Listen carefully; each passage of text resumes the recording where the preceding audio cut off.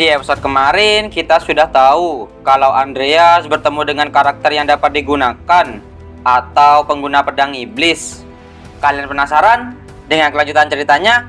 Jadi, tanpa berlama-lama, kita langsung saja ke ceritanya. Kita dilihatkan ada seseorang yang sedang mengawasi Andreas dan Benjamin. Andreas berkata, "Kalian tidak boleh berkerumun seperti itu dan melihat orang lain makan. Itu tidak sopan. Intuisimu lumayan tajam. Mereka adalah yang membunuh kakek." Andreas melirik Benjamin.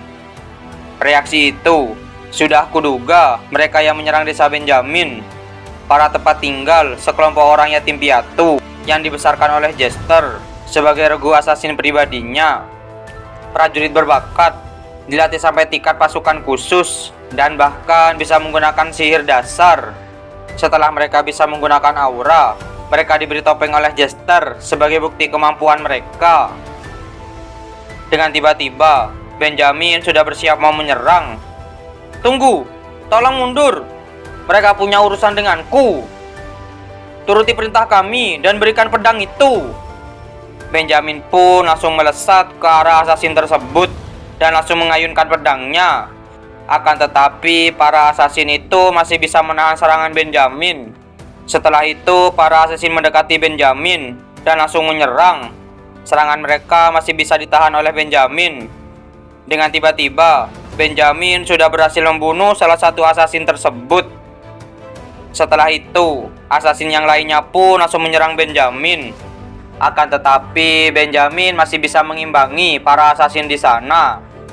Di sisi Andreas, dia bergumam, "Aku ingin mengatakan karakter yang dapat dimainkan termuda memang hebat, tapi aku rasa dia tidak akan terluka parah seperti di cerita asli game.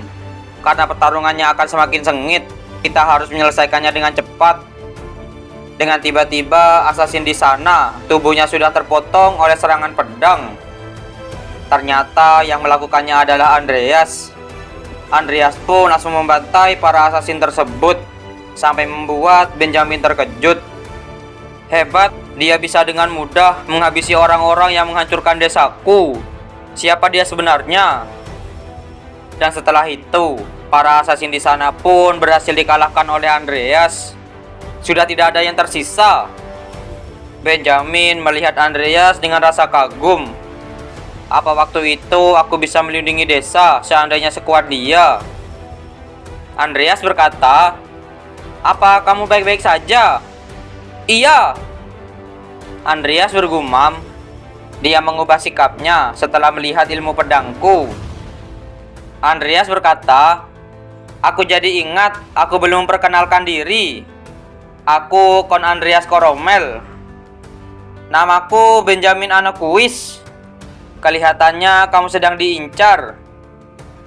Andreas di sana mengingat karakter-karakter yang dapat dimainkan. Tidak lama lagi, Louis dan karakter penting lainnya akan masuk akademi. Aku merasa sudah waktunya melihat salah satu dari mereka. Mungkin akan lebih baik kalau aku juga menjaga Benjamin. Andreas berkata, "Kalau kamu tidak punya tempat untuk pergi, bagaimana kalau aku mengajarimu ilmu pedang yang benar? Sangat disayangkan jika talent sehebat dirimu ini terbuang sia-sia. Mendaftarlah ke akademi. Aku akan menuliskan surat rekomendasi untuk dirimu." "Tapi saya tidak punya cukup uang." "Saat aku bilang akan merekomendasikan dirimu, itu juga berarti aku akan membiayaimu. Yang perlu kamu lakukan hanya memutuskan untuk menerimanya atau tidak. Aku punya modal yang cukup untuk melakukan itu. Suatu hari saya pasti akan membalas kebaikan Anda." Dan kita dilihatkan Andreas sudah berada di suatu tempat sambil melihat tabletnya. Tampaknya dia mendaftar ke Akademi Monas. Dia itu seorang ahli pedang, jadi dia tidak akan kesulitan untuk lulus. "Bekerja keraslah Benjamin. Aku akan membiayaimu dengan uang sebanyak yang kamu mau. Sekarang aku harus bersiap-siap untuk pergi ke pelelangan Muriel, ke distrik hiburan yang paling bebas hukumnya." Kita beralih di tempat Jester. Jester berkata, "Apa yang terjadi?" "Bocah itu kabur membawa pedangnya, dan kami telah mengerahkan regu untuk mengejarnya, tapi mereka masih belum kunjung kembali." "Jadi maksudmu, kau membiarkannya melarikan diri?" Jester bergumam, "Itu sebuah pedang iblis yang dapat memperkuat kemampuan sihir dan kemampuan fisik memegangnya. Aku tadinya ingin menelitinya dan membuat pedang iblis yang bisa diproduksi massal. Itu adalah bahan yang aku cari-cari untuk memperkuat pasukan. Aku kira aku akhirnya menemukannya, tapi bisa-bisanya malah direbut seperti ini." Jester berkata, "Perintahkan Hosan untuk ke Muriel. Suruh dia bergabung dengan Alep di pelelangan." Di sana Jester memikirkan artefak mahkota laut dalam. Aku harus mendapatkan mahkota laut dalam bagaimanapun caranya. Jika dia di sana, meskipun ada sesuatu yang tidak terduga terjadi, dia pasti akan membawanya kembali. Kita beralih di pelabuhan Muriel. Kita dilihatkan Andreas dan Carlos yang berada di dalam pelelangan. Andreas bergumam, "Aku mengincar dosa kematian. Tapi mari gunakan kesempatan ini untuk mendapatkan item ternama sebanyak mungkin. Ini pedang mimpi buruk putih, sebuah pedang terkenal yang memiliki konduktivitas mana tinggi. Baiklah, jika aku memenangkan penawaran ini, aku akan mengirimkannya untuk Benjamin." Carlos berkata, "Jadi benar bahwa kamu itu tertarik dengan ilmu pedang. Aku sepertinya ingin memberikan ini untuk seseorang kenalanku. Kelihatan cukup bagus, tapi 20 juta wil itu agak rendah bukan? Naikkan jadi 50 juta. Aku baru mulai, jadi harganya lama-kelamaan akan naik." Pembawa acara di sana berkata, 23 juta. Apa ada tawaran yang lain? Pedang mimpi buruk putih terjual dengan harga 30 juta wil. Sekarang barang selanjutnya. Ini sebuah peta yang banyak pakar telah coba untuk uraikan, tapi kodenya tampaknya terlalu sulit bagi mereka. Andreas bergumam, "Barang itu ada di sini juga. Peta rahasia yang menunjukkan lokasi makam naga merah Krava Maha. Aku kira itu cuma rumor, tapi aku tidak menyangka kalau itu sungguhan ada. Mayat adalah aset bagiku, aku harus mendapatkannya." Pembawa acara di sana berkata, "Sekarang mari kita mulai dengan 2 juta wil. 5 juta. Ada tawaran yang lain?" Peta berkode terjual dengan harga 5 juta wil. Andreas bergumam, "Jika aku bisa memiliki seekor naga, aku akan menjadi sekuat satu negeri." Di sana ada seseorang yang melirik Andreas. "Siapa mereka? Tampaknya mereka kaya raya." "Tidak masalah, bersenang-senanglah. Lagi pula, barang utamanya kan mahkota itu. Semakin banyak kamu menghabiskan uang sebelum itu, semakin sedikit sainganku." Di sana pembawa acara memberitahu pelelangan selanjutnya. "Baiklah, barang selanjutnya. Sebuah gulungan portal isi ulang yang dapat membuat Anda bergerak kemanapun dan kapanpun. Sehari bisa digunakan sampai 2 kali. Ini bahan kimia antik alkemis kuno juga." Carlos bergumam, apa dia bahkan memikirkan barang apa yang dia beli. Pembawa acara di sana berkata, "Dan sekarang, barang yang terakhir yang telah lama ditunggu. Sebuah peninggalan yang diamankan dari dasar laut yang dalam. Dan saya persembahkan mahkota laut dalam. Harganya dimulai dari 1 miliar wil. Dan unit penawarannya adalah di 10 juta wil." Andreas bergumam, "Andaikan aku memegang penghasilan dari penjualan ramuan bulan depan." Carlos bertanya pada Andreas, "Kamu menginginkan itu juga?" "Iya, aku akan beberapa kali menawar. Tapi kalau tidak ada harapan, aku akan menyerah saja. Aku akan membelikannya untukmu.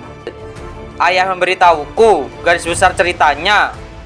Dia bilang alasan kamu cedera di selokan adalah karena kamu berusaha menyelamatkan kami. Kalau itu terjadi begitu saja, biar aku tunjukkan padamu kekayaan keluarga Alven.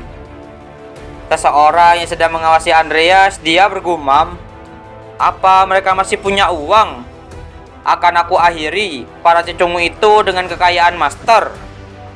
Pembawa acara di sana berkata, 2, miliar, 3 miliar, 8,7 miliar, 10 miliar. Kita telah meraih 10 miliar. Andrea di sana tersenyum melihat Carlos. Selalu saja kompetitif. Karena sekarang kita sudah begini, kamu harus menang. Dan aku pastikan aku akan membayarmu kembali. Pembawa acara di sana berkata, tidak bisa dipercaya. Tawarannya telah mencapai 50 miliar, Will. Apa ada lagi yang ingin menawar? 90 miliar, 100 miliar, Will. Kita telah meraih 100 miliar, Will. Di sana orang yang mengawasi Andreas mulai ketakutan. Apa aku akan naikkan lagi? Mau seberapa banyak pun kekayaan yang master miliki, itu sudah berlebihan. Aku seharusnya menanyakan berapa banyak boleh yang aku habiskan. Tidak ada waktu untuk bertanya pada master. Pembawa acara berkata, mahkota laut dalam terjual dengan harga 100 miliar, Will. Dengan tiba-tiba Hosan berkata, kamu mengacau, Alep. Master pasti mengirimkan aku ke sini karena kamu sangat pengecut. Bahkan meski kamu berhasil memenangkan tawaran dengan harga 100 miliar, Will, kamu pasti bakal terbunuh. Kembalilah dan tunggu. Aku tidak tahu siapa mereka. Biarkan mereka menikmati rasa kemenangan sebelum mereka mati. Di sisi Andreas, di sana Carlos berkata, mungkin aku akan diomeli saat pulang. Aku lapar, ayo pergi makan sesuatu. Kita beralih di tempat yang lain. Di sana Carlos tertawa melihat Andreas yang sedang memakai mahkota laut dalam. Andreas bergumam, berkat dia, aku berhasil mendapatkan mahkota dengan aman. Dan kelihatannya kongregasi belum melakukan apa-apa karena kita bisa lolos begitu saja. Dengan tiba-tiba Hosan dan kelompoknya menerobos masuk ke tempat Andreas. Aku mengganggu waktu malam kalian. Berikan mahkotanya dan mundurlah. Aku akan membunuh kalian tanpa rasa sakit. Andreas melirik Hosan. Merepotkan sekali. Dari semua orang anjing milik Jester, yang datang adalah Hosan si pedang iblis. Meski dia belum bisa menggunakan seni rahasia, dia tetap sekuat seorang aura master. Dia angkuh karena bakatnya sendiri. Dia selalu bertengkar dengan mentornya, Desran. Dia akhirnya meninggalkan Desran dan jatuh dalam dunia kriminal. Lalu dia direkrut oleh Jester yang menyadari bakatnya. Padahal aku kira aku bisa lolos. Andreas berkata, situasi ini terlihat buruk. Kita harus lari. Tidak akan aku biarkan. Tangkap mereka. Para prajurit Hosan pun langsung menyerang Andreas. Tetapi Andreas dan Carlos langsung melompat dari jendela. Bagus, jangan membuatnya mudah untukku, atau aku akan cepat bosan. Di sana Andreas dan Carlos lagi bersembunyi. Carlos berkata, mereka tidak akan bisa mengejar kita kalau kita menyeberangi sungai. Muriel adalah daerah tanpa aturan. Begitu kita keluar dari sini, mereka sudah bukan apa-apa. Kamu duluan dan panggillah bantuan, Carlos. Apa maksudmu? Mereka bukan orang-orang yang bisa kita hindari dengan mudah. Terlalu berbahaya kalau kita bergerak bersama. Lebih mudah untuk kabur kalau aku sendirian. Jadi kamu pergilah dulu. Aku paham. Aku akan coba membawa bantuan secepat mungkin. Setelah itu, Carlos pun pergi meninggalkan Andreas. Andreas bergumam, dengan begini, Carlos pergi dengan selamat, dan waktunya aku bersungguh-sungguh. Dan para kelompok Hosan pun telah menemukan Andreas. Di mana pria satunya? Mahkotanya mungkin ada bersama orang ini. Coba ambil, kalau kalian bisa.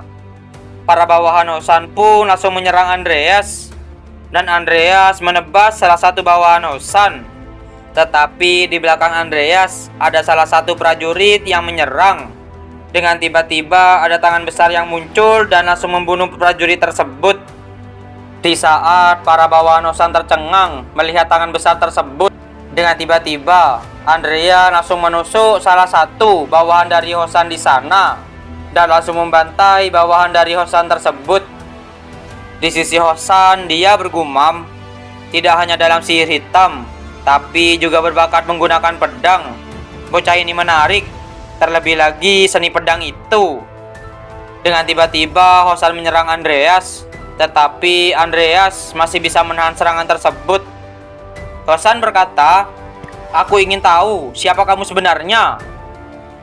Hosan pun menendang Andreas. Andreas terlempar ke belakang, tetapi Andreas masih bisa bertahan dari serangan tersebut. Hosan berkata, "Pedang itu, rasanya aku pernah melihatnya di suatu buku.